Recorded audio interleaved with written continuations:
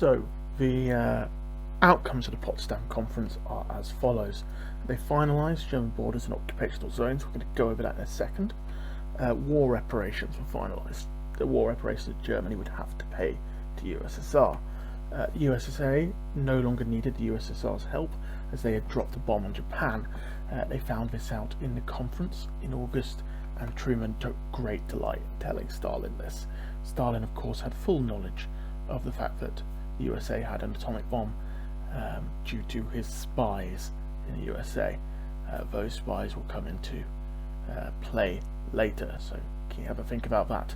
So we have these points really being finalised here, and what we really have is the Grand Alliance breaking down. They realise that they are going to be on opposing sides in a conflict that is going to last for a long time. We have now Germany, which is split into 4 zones. You've got the French zone down in the bottom left. The USA have their zone, which is in yellow. The British have green, and the Soviets have red. Now, if you will notice, there is a dot in the Soviet East Germany. That is Berlin, and that is going to be split up as well, and you will have an island of capitalism in a sea of communism, and something that will cause great hardship to both sides of this conflict. So following Potsdam, what we have is the formation of 2 blocks. You have the Western powers, the capitalist nations in blue, and in the red corner you have the Soviet communist nations. Ignore Yugoslavia. So Germany has been split in half, and these 2 great superpowers face off against each other in Europe, and what we'll see is that this conflict will not be confined to Europe. So we're going to have a look at our first cause of the Korean War, and that is the Berlin Airlift, which happened from 1948 to 49, also called the Berlin Blockade. What you see here before you is a map of Berlin. So, as we looked at before, if you remember, Berlin has been split into 4 zones, as has Germany. Germany had to pay reparations to the USSR, but this stopped happening because the USA wanted Germany to recover. Opinion had shifted. They now wanted a strong capitalist Germany rather than Germany that would fall to communism, as many of the other Eastern countries had. They did not want Germany to fall to communism, so they stopped paying reparations. Stalin didn't particularly like that, so he decided, I am going to blockade Berlin. Berlin is this island of capitalism in a sea of communism, and I can just stop people from going to it. I can stop food supplies that they desperately need, and electricity supplies that they need for their hospitals and just generally living. I can stop that getting to them, and I can take Berlin. That's what Stalin thought. He needed a victory at this point. He wanted to take Berlin from Truman. Truman decided, with urging from Clement Attlee, to not let this happen. Truman initially was going to let Berlin fall, but Clement Attlee said, no, we cannot let it fall to communism.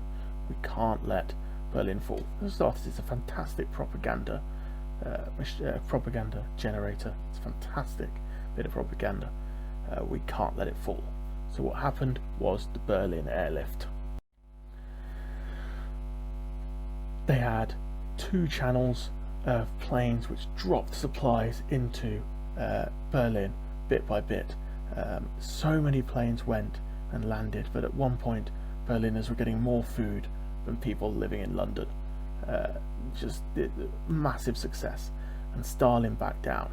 He did not shoot down any planes. He let them go past. Stalin lost. Stalin has lost face. he needs a victory. So going from 49 onward into 1950, Stalin has had this humiliating defeat. He needs communism to win somewhere, so he is going to start looking eastwards. So our next cause is the Red Scare, which happened from 1947 to 57. So in 1947, a chap called Alga-Hiss was discovered to be spying and giving secrets, military secrets, to the USSR. He was tried and I believe he was executed as a spy, and it was discovered that the Soviet had spies in the US, and they used these spies to steal nuclear secrets. In 1949 they would drop their own nuclear bomb and test their own nuclear bomb, created using secrets they had stolen from the USA. So this chap here, Joseph McCarthy, led a witch hunt of communists. He wanted to get rid of all the communists that he could find in government and other positions. In reality, what he wanted to do was further his own power, and he accused lots of people who weren't communists of being communist. Truman was therefore seen as incredibly weak. He let communists infiltrate his government. He let communists steal his nuclear secrets. He was seen as weak on communists. He went into Potsdam looking as trying to look at this incredibly strong person who would be tough on the Reds, but by 1947 he was seen as ineffectual and weak, and he needed a victory. Truman also needed to look strong and needed a victory. He had these people running rampant at home. He needed to defeat the Reds. He did this in Berlin, but he consistently in 1949, after the detonation of the Soviet nuclear bomb, he needed another victory. They had detonated this bomb using US secrets, so Truman needed something. Now we're going